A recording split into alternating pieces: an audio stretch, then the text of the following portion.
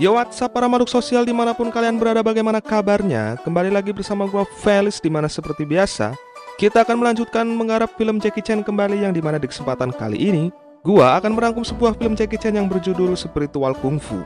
Film ini dirilis tahun 1978. Untuk sinopsisnya sendiri, film akan mengisahkan polemik di dalam sebuah perguruan Shaolin, di mana nama besar perguruan Shaolin dipertaruhkan atas permasalahan yang timbul di dalamnya. Sesuai dengan judulnya, film ini akan memperlihatkan peran dari sekelompok hantu yang membantu aktor utama dalam permasalahan ini. Satu hal yang menarik, film ini mempunyai plot twist yang tak diduga-duga di ending ceritanya, yang bisa dibilang hampir sama dengan film Shaolin War the Man. Jadi, tanpa kebanyakan basa-basi di awal supaya tidak menghilangkan esensi dari filmnya, mari kita mulai alur ceritanya, guys.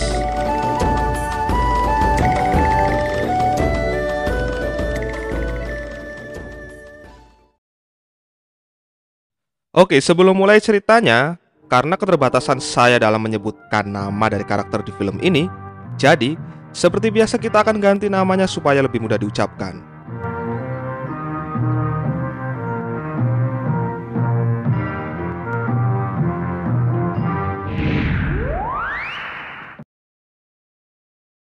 Oke, film akan berfokus pada sebuah perguruan Shaolin yang mana di kuil tersebut hiduplah seorang aktor utama, yaitu Jackie Chan, di mana Jackie terlahir dan menjalani kehidupannya sejak kecil di perguruan ini. Tidak dijelaskan asal-usul dan background masa lalu dari Jackie, mengapa ia bisa hidup di perguruan ini. Tapi yang pasti, Jackie hidup dan tumbuh besar di sini bersama dengan teman-temannya. Meski terlahir di perguruan ini, nyatanya Jackie sendiri memiliki sifat yang jahil dan usil, di mana bisa terlihat ia tengah menjalani serangkaian hukuman dari sang guru. Sebelum lanjut, mari kita berkenalan terlebih dahulu dengan ketiga biksu ini. Yang mana biksu yang satu ini bernama Biksu Kang. Beliau memiliki jurus tapak agung atau yang lebih dikenal dengan jurus tapak Buddha. Dan biksu yang kedua bernama Biksu Peng. Beliau merupakan biksu dengan tingkat kesetiaan yang paling tinggi di perguruan ini. Lalu yang ketiga, dia adalah Biksu San. Biksu San sendiri memiliki naluri dan insting yang kuat meski tak bisa melihat. Selain itu, beliau juga adalah guru yang melatih Jackie sejak kecil.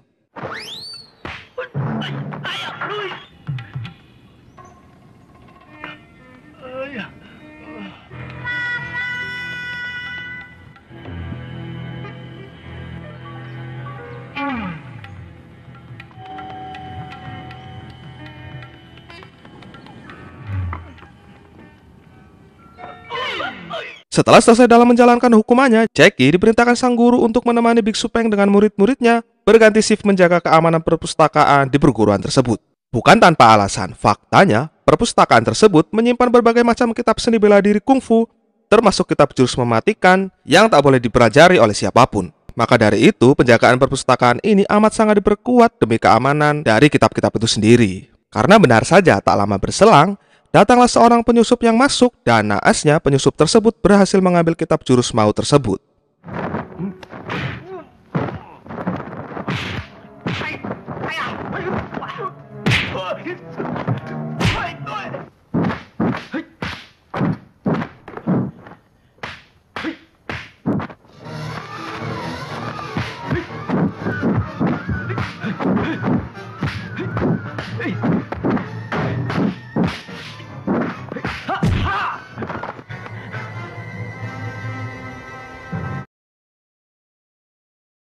Akibat dari peristiwa ini, mereka semua dikumpulkan oleh guru besar perguruan Shaolin, yaitu Biksu Hong. Di sini, Biksu Peng merasa bersalah karena tak mampu menjaga perpustakaan dengan benar. Akan tetapi, Biksu Hong yang notabene adalah seorang pemimpin, tak serta-merta menyalahkan orang lain, namun ia justru menyalahkan dirinya sendiri dan menganggap tak berhasil menjadi seorang pemimpin. Yang membuat mereka semua pusing dan takut adalah, jika kitab tersebut jatuh ke tangan orang jahat, maka bisa dipastikan akan banyak terjadinya musibah yang akan dialami oleh orang-orang. Sebenarnya, kitab tersebut memiliki tandingan dan bisa dikalahkan. Tetapi sayangnya, kitab tandingan dari jurus maut itu sudah hilang sejak dahulu kala dan tak pernah ada yang bisa menemukannya lagi. Merasa tidak menemukan jalan keluar, akhirnya Biksu Hong pun memutuskan untuk bermeditasi di dalam sebuah goa.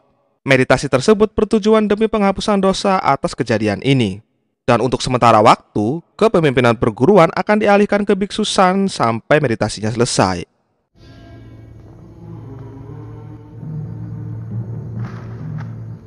Dan sesuai aturan yang berlaku, setiap kesalahan pasti ada hukumannya. Di mana Biksu Peng dan murid-muridnya harus menjalankan hukuman meditasi selama 3 hari, tak terkecuali Jackie itu sendiri. 我3日啦，我真係頂唔順㗎。你仲話冇錯，叫你守夜你瞓覺。我都唔係想瞓㗎，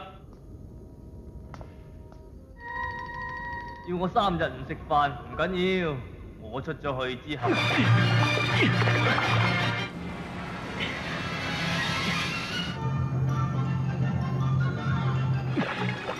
仲有你，大學入咗。Setelah selesai menjalankan hukumannya dan berburu berbagai macam binatang, Jackie dan teman-temannya mengadakan acara makan bersama dari hasil buruannya tersebut. Di mana racikan yang Jackie buat sukses membuat teman-temannya merasakan makanan enak. Sampai-sampai salah satu dari temannya menanyakan resep apa yang Jackie gunakan. Akan tetapi Jackie yang sok tahu dan memanglah tidak tahu, malah menjawab dengan perkataan yang tak sepantasnya dikatakan. Sialnya, kata-kata tersebut didengar oleh sang guru yang kebetulan melewati tempat itu. Alhasil, Jackie pun kembali mendapatkan hukuman. 英啊，呢支筆啊，冇100斤就有80斤啊！真係肉鬼酸。 Adegan berpindah di sebuah rumah di mana terlihat kitab maut tersebut tengah diserahkan oleh seorang pemuda bernama John. Faktanya, orang yang menyerahkan kitab maut tersebut adalah ayahnya sendiri dan itu artinya pelaku dari pencurian kitab itu adalah ayah John. Pertanyaannya, siapa sosok dari ayah John ini? Jika kita boleh berasumsi, nampaknya sosok ayah dari John ini mengetahui seluk-beluk dari perguruan Shaolin. Hal itu dibuktikan dari cara ia mengambil kitab tersebut dengan mudahnya. Entahlah, sejauh ini masih belum ada jawabannya. Sang ayah berpesan kepada John untuk segera mempelajari jurus itu agar nantinya John mampu mengalahkan semua master bela diri dan menjadi yang terkuat di bumi. Jika John mampu mengalahkan itu semua, sang ayah akan sangat bangga padanya. Mengingat dahulunya ia pernah digagalkan menjadi master kungfu karena campur tangan dari pihak perguruan Shaolin. Di sini sang bibi sempat bertanya tentang jurus tanding dari kitab maut. Akan tetapi sang ayah dengan pedenya mengatakan bahwa jurus tersebut tidak akan pernah kembali kecuali turun dari langit. Lalu tiba-tiba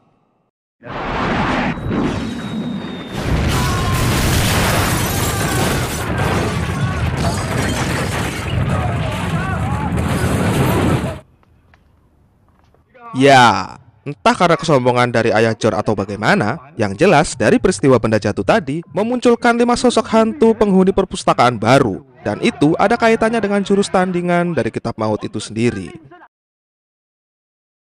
Sejak kejadian itu, perpustakaan menjadi angker dan tak sedikit orang yang diganggu oleh kelima sosok hantu tersebut. Jackie dan ketiga temannya yang kebetulan mendapat giliran untuk berjaga, diberitahu oleh biksu lainnya bahwa ruangan di atas terdapat hantu yang sering mengganggu. Mendengar perkataan tersebut membuat ketiga teman Jackie down dan tak mau ikut berjaga di atas. Alhasil, Jackie dengan gagah berani memutuskan berjaga sendirian. 點解瞓唔着嘅呢？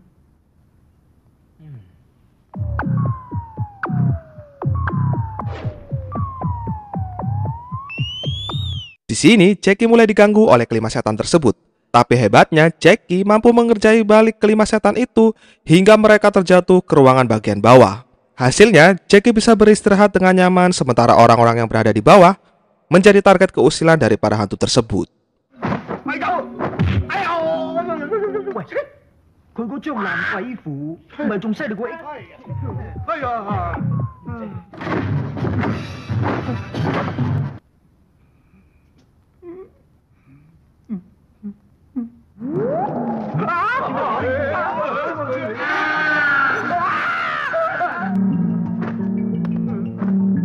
Jackie yang mendengar adanya kegaduhan di bawah mencoba untuk melihatnya. Di saat yang bersamaan, para setan itu kembali ke atas dan hal itu dimanfaatkan Jackie untuk kembali mengerjainya. Setelah berhasil melihat mereka semua dan dirasa kelima-limanya takut pada dirinya, Jackie mulai menginterogasi satu persatu dari mereka. Long? Ni叫阿龍啊？阿蛇生名嚟㗎。 Dilanjutkan dengan menghukum mereka kembali karena telah mengerjai Jackie sebelumnya. Namun tak disangka dan tak diduga, kelima setan tersebut lari ketakutan untuk kemudian Jackie terus mengejarnya. Dan di saat membuka lemari, terjawablah sudah sosok dari kelima setan tersebut mengapa berada di sini. Faktanya, kelima setan itu adalah penghuni dari kitab jurus tandingan yang sudah hilang berabad-abad yang lalu.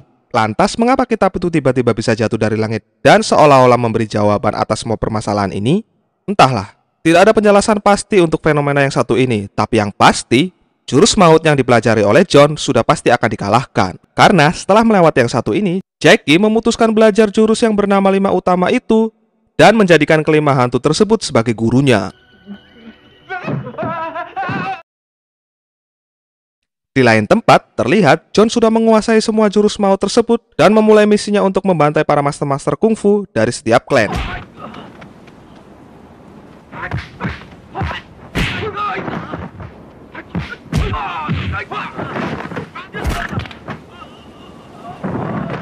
Keresahan yang dibuat oleh John terdengar di telinga seorang master kungfu senior bernama Guru Sek, yang mana Guru Sek ini mempunyai klan di daerah yang tak jauh dari perguruan Shaolin. Guru Sek yang paham bahwa jurus yang John gunakan berasal dari perguruan Shaolin, mencoba mendatangi dengan putrinya untuk menanyakan langsung dari pihak Shaolin. Sebelum membicarakan hal ini lebih lanjut, Jackie diminta untuk menemani Lala selaku anak dari pihak Guru Sek untuk melihat-lihat dan berjalan-jalan di sekitar area perguruan. Dan setelah itu, Guru Sek pun mengabarkan informasi ini yang membuat Biksu San terkejut dan tak bisa berkata apa-apa. Sementara itu, Jackie sendiri tengah asik menemani Lala melihat-lihat alam di sekitar perguruan Shaolin. Jackie yang notabene tidak pernah keluar dari perguruan Shaolin dan belum pernah melihat sosok seorang wanita, ia terheran-heran akan aroma wangi yang ada di tubuh Lala. Sehingga ia dengan sekonyong-konyong ingin mencium aroma wangi dari parfum yang ada di tubuh Lala. Lala yang menganggap Jackie ini cabul dan hanya berpura-pura lugu, sontak langsung menyerangnya.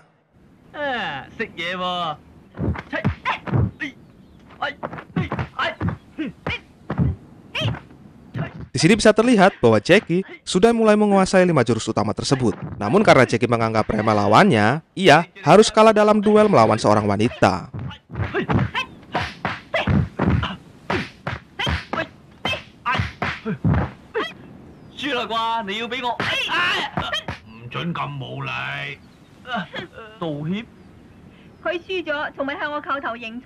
Karena belum menemukan jalan keluar dari permasalahan ini, Guru Sek diminta untuk bermalam di Shaolin sembari menunggu Biksu Hong yang dijadwalkan akan keluar besok. Singkat cerita, malam pun tiba. Jackie kembali berlatih di mana di kesempatan kali ini, ia dimarahi oleh kelima setan tersebut karena dianggap melanggar 4 pasal yang membuatnya menjadi lemah.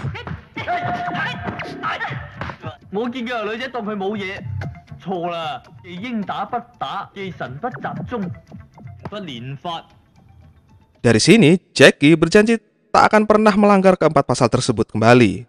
Di mana hal itu ia buktikan di keesokan harinya tatkala ia kembali menantang Lala bertarung dan berhasil memenangkannya.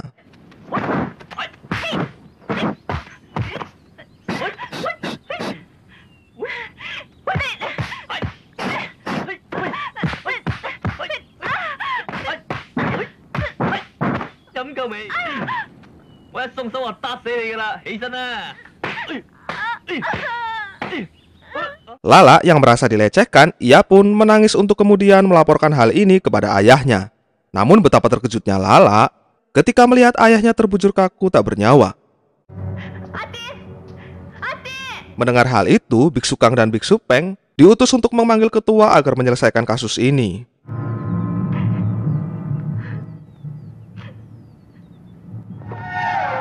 Ya, itu adalah tanda dari jurus tapak agung yang dimiliki oleh Biksu Kang. Di sini, Biksu Kang berusaha membela diri bahwa dirinya bukanlah pelaku dari semua ini.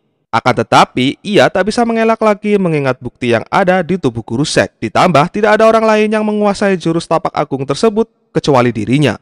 Alhasil, Biksu Kang pun dibawa ke goa kembali untuk melakukan meditasi pertobatan di sana.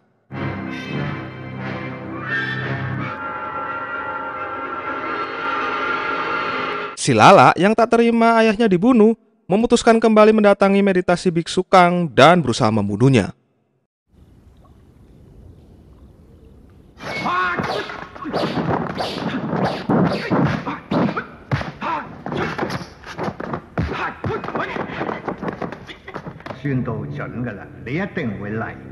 Biksu San yang nampaknya mulai paham dengan semua ini, meminta Lala untuk segera pergi bersama Biksu Kang sebelum semuanya terlambat. Karena ternyata jurus tapak agung yang berada di tubuh ayahnya semata-mata hanyalah goresan sebuah tinta. Dan itu artinya Biksu Kang dikambing hitamkan atas peristiwa ini. Tanpa pikir panjang, mereka berdua pun pergi meninggalkan perguruan Shaolin untuk mencari tahu jejak dari pembunuh ayahnya. Di saat bersamaan, Biksu Peng yang mencurigai ketuanya sendiri mencoba menyelidiki tempat meditasinya. Di situ, Biksu Peng merasa ada yang salah dengan tempat meditasi tersebut. Dengan cepat, ia pun pergi untuk memberitahu apa yang ia lihat saat ini. Namun sayang beribu sayang, saat ia hendak kembali, sosok bertopeng tersebut membututinya dari goa dan membunuhnya.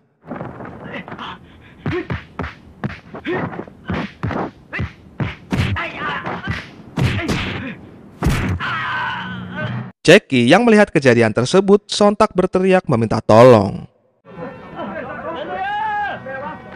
我親眼見到佢俾個黑衣人殺死咗㗎。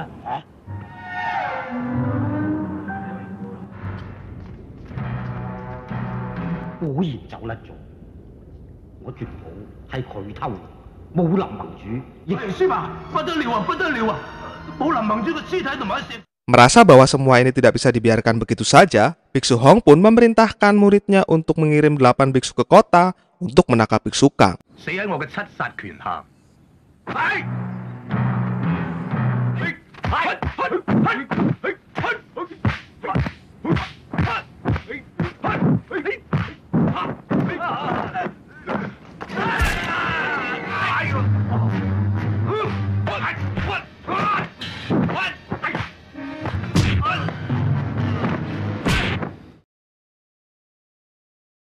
Singkat cerita, Jackie yang sudah menguasai jurus 5 utama tersebut memutuskan ingin keluar dari kuil Shaolin demi bisa membantu mencari keberadaan si pelaku.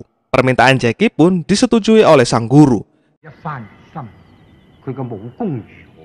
Dengan segala pertimbangan yang ada, Biksu Hong pun ikut setuju dengan permintaan yang Jackie ajukan, namun ada syaratnya. Jackie diharuskan diuji ketangguhannya terlebih dahulu, di mana ia diharuskan melawan dan bertahan dari serangan 18 biksu. Jika berhasil, Jackie dinyatakan layak untuk membantu menyelesaikan misi ini. Setelah siap, ujian pun dimulai.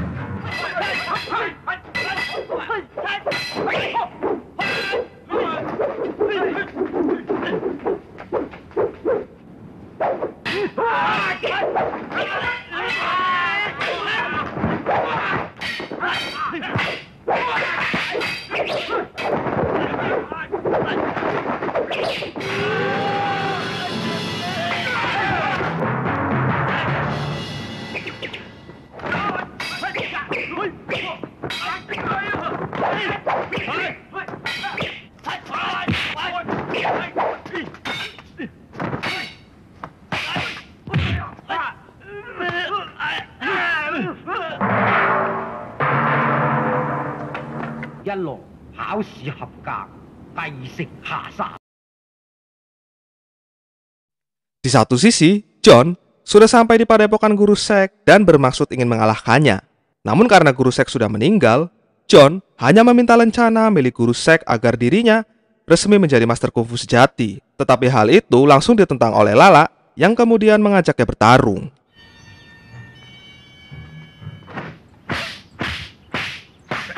Tetapi seperti yang kita ketahui, Lala bukanlah lawan yang sebanding bagi John. Namun di tengah-tengah pertarungan tersebut, Jackie tiba-tiba muncul dan sudah menangkring di atas genting. Jackie yang mendengar semua penjelasan dari Lala merasa tertantang dan mengajak John berduel.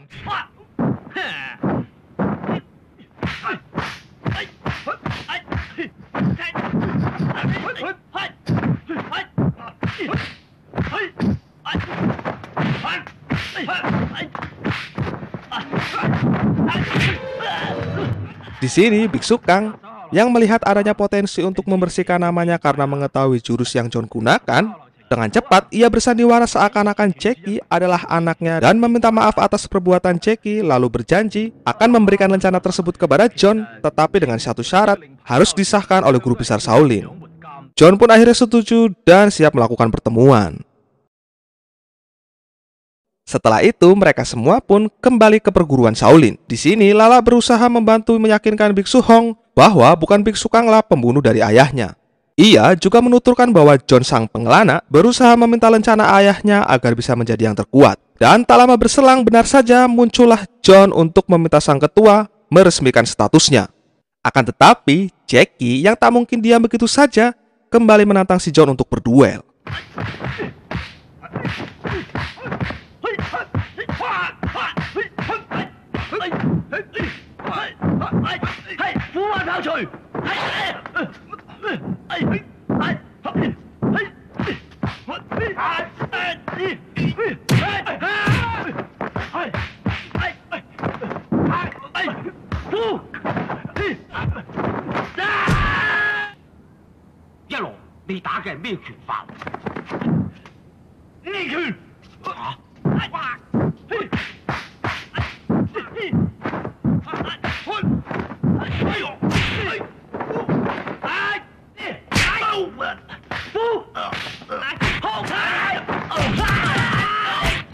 Dan disinilah terjawab sudah sosok dari ayah si John, yaitu guru besar dari perguruan Shaolin itu sendiri, yang lebih tepatnya adalah Biksu Hong. Alasan ayah John menyamar menjadi seorang Shaolin adalah, dahulu ia pernah digagalkan menjadi seorang master kungfu oleh Shaolin karena dianggap belum waktunya ia menduduki kasta tersebut.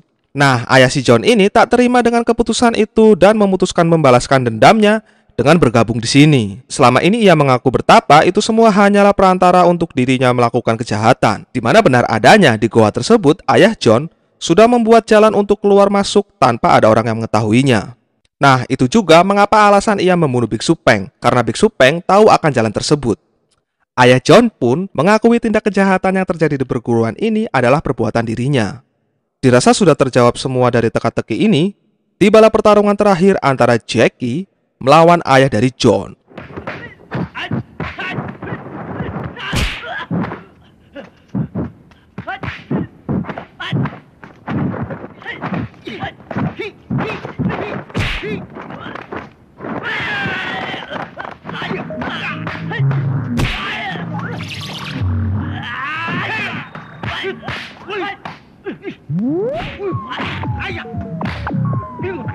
Lewat bantuan kelima gurunya, Jackie pun berhasil mengalahkan pengkhianat tersebut.